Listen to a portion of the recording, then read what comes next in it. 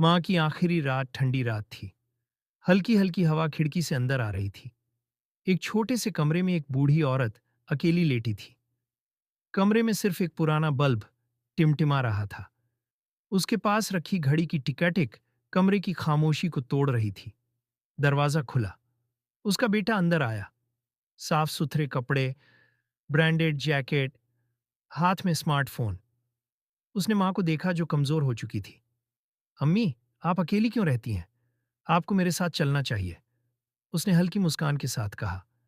माँ ने कांपते हुए हाथों से बेटे का चेहरा छूने की कोशिश की। बेटा, अकेली कहाँ हूं? तेरी यादें तो हमेशा साथ होती हैं। अम्मी, प्लीज ऐसे मत कहो। मैं आपको जल्द ही अपने साथ ले जाऊंगा। माँ ने धीमे से हंस दिया।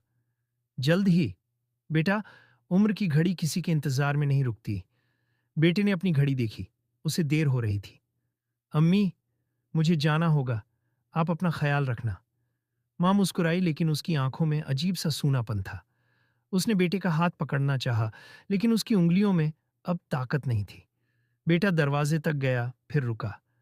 उसने मुड़कर माँ को देखा। अम्मी, मैं जल्द आऊंगा, ये कहकर वह चला गया। कमरे में फिर वहीं खामोशी छा गई। घड़ी की टिक सुनाई देने लगी। माँ की आंखों से एक आंसू टपक कर तकिए में समा गया। सुबह बेटे के फोन पर कॉल आई। पड़ोसी की आवाज थी।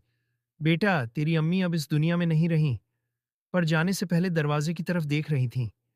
शायद तेरा इंतजार कर रही थीं। बेटा ठहर गया। अचानक उसे माँ की कांपती हुई आवाज याद आई।